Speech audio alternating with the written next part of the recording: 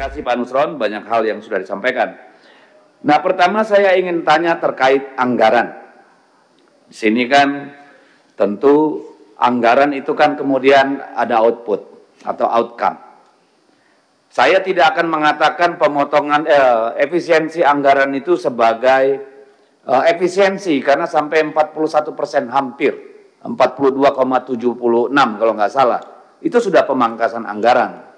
Pertanyaan saya, apakah juga mengubah rencana kerja dari ATR BPN atau masih tetap yang kemarin? Itu real supaya kita nanti dalam evaluasi tidak menyalahkan Pak Menteri. Ngajukan mobil speknya ya dengan CC 3.300, lalu nanti kita audit laporkan dengan CC 1.500, kan nggak fair. Ya, jadi saya ingin tahu konsekuensi dari pemangkasan anggaran itu ya terhadap capaian-capaian yang diusulkan berdasarkan rencana 2025 yang disusun tahun 2024. Itu yang pertama.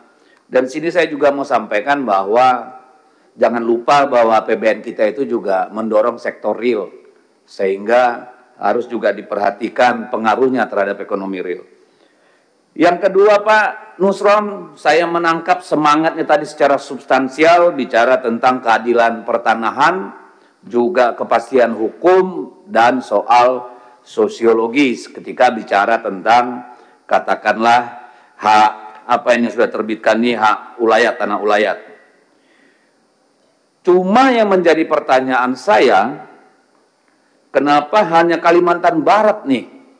Apakah ini ada proses di mana pemerintah daerah atau provinsi terlibat sehingga kemudian mereka lebih dulu? Karena saya kira problem di Kalimantan Selatan, Tengah, Timur, dan Utara juga banyak sekali terkait tanah ulayat. Apakah tidak ada usulan dari sana Pak Menteri? Ya, ini kan perlu menjadi perhatian kita. Soal tanah ulayat ini, karena kita semua tentu paham bahwa persoalan tanah, konflik agraria adalah bom waktu bagi negara ini.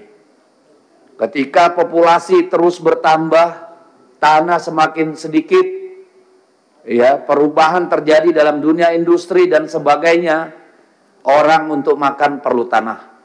Itu harus kita ingat. Jadi ini adalah sumbu ledak yang kita nggak tahu kapan akan meledak di negara ini. Sehingga perlu hati-hati dalam soal keadilan agraria.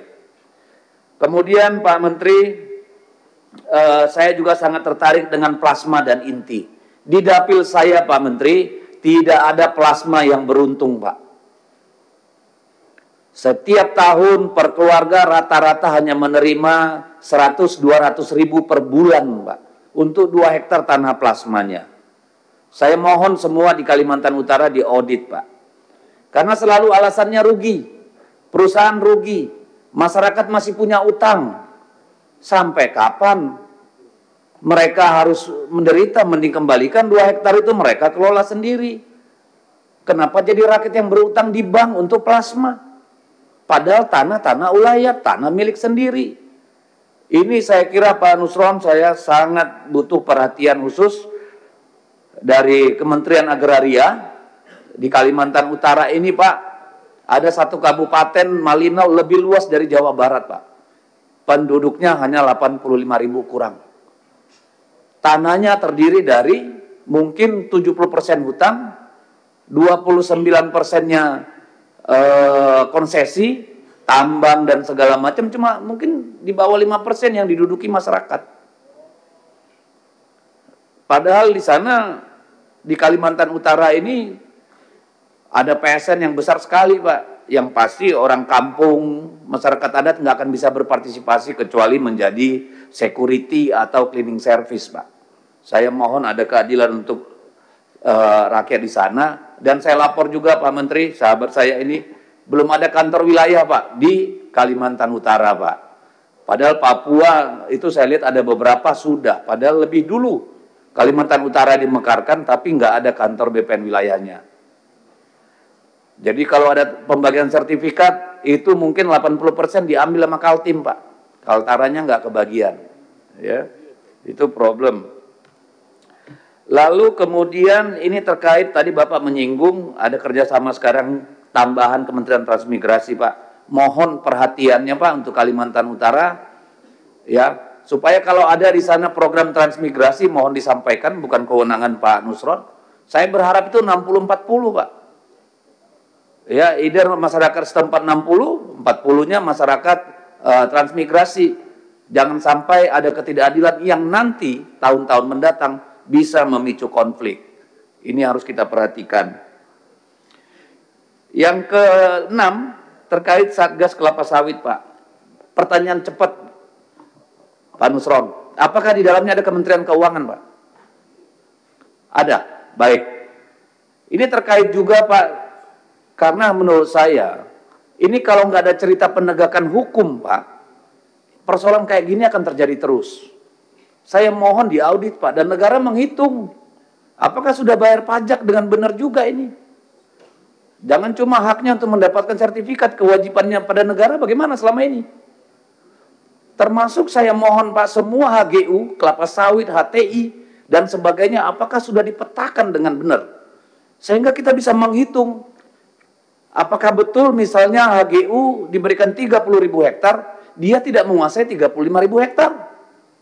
Sehingga 5.000 hektar itu selama ini tidak membayar pajak kepada negara. Ini kan sedang dibutuhkan negara, Pak. Itu salah satu cara untuk menambah pendapatan negara dari orang kaya, gitu, yang menipu terutama. Lalu kemudian soal tentu ini soal tadi disampaikan Pak Nusron yang lagi rame ini soal pagar laut. Tadi mau saya tanya, ternyata semua yang sedang diributkan ini tidak satu pun di kawasan PSN ya Pak Nusron. Dan kemudian tentu menjadi pertanyaan apakah ini bagian dari siapa? Apakah mafia tanah itu sendiri? Terlepas dari PSN atau tidak? Mungkin Pak Nusron tidak perlu sampai ke sana, tapi saya mau mempertanyakan Pak Nusron. Di sini kan disebut ada pembatalan hak HGB dan hak milik, tapi tidak disebutkan luasnya berapa Pak Nusron. Hanya disebutkan ada 50 total bidang. Tapi berapa luas itu Pak Menteri? Ya, kita pengen tahu itu berapa luas.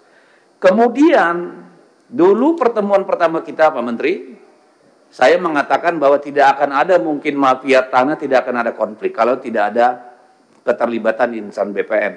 Dan hari ini kan itu terbukti. Ya. Tetapi yang menjadi pertanyaan saya, ini kenapa sanksi berat? Apakah ini persoalan administrasi atau persoalan pembegalan hukum, Pak? Tidak ada mens rea di sini untuk keuntungan pribadi atau kejahatan hukum. Kalau hanya sanksi berat, Pak, ini akan berulang terus di mana-mana, Pak. Kalau hanya inspektorat yang turun, tidak akan ada yang namanya efek jerah. Ya paling sanksi berat, di kantong gua udah 30 miliar. Kalau gua makan gaji berapa tahun sampai pensiun nggak dapat 30 miliar. Begitu-gitu aja kita, Pak. Saya kira tidak cukup hanya sanksi berat. Harus proses hukum. Karena ini kejahatan. Bukan malpraktek yang hanya berkonsekuensi sanksi. Ini saya kira perlu menjadi perhatian, Pak. Ya. Termasuk yang di Surabaya dan sebagainya itu, termasuk yang Bekasi tadi. Kalau nggak bisa dibatalin, Pak, itu yang menerbitkan sertifikatnya, proses hukum dulu, Pak. Sehingga bisa dibatalkan bahwa itu produk cacat hukum. Jangan nunggu fatwa dari kejaksaan, Pak. Duit mereka lebih banyak, Pak. Saya minta, mohon, ya udah proses hukum, Pak. Sehingga bisa dibatalkan itu. Karena soal ruang abu-abu aturan kita ini Pak sangat mudah dimanipulasi Pak. Semua ada bohirnya, mau bikin PP, mau bikin perpres, mau bikin apa, semua bisa-bisa aja. Jadi saya sangat berharap penegakan hukum di sini Pak, supaya ada efek jerah Pak Nusron. Supaya Bapak bisa memulai, ya, memimpin ATR BPN ini dengan legacy Pak, pembersihan di dalam Pak. narasi penegakan hukum itu harus sangat kuat, sehingga semua yang ada di layar ini sekarang, semua punya rasa takut, Pak. Tinggal minta sama negara, kalau perlu nanti gaji dan insentifnya setara dengan Kementerian Keuangan. Kenapa tidak? Di luar itu jangan coba-coba gitu loh, Pak. Karena tanah adalah kehidupan. Kalau dimain-mainin, Pak, orang siap mati, Pak. Apa belum banyak bukti konflik tanahnya?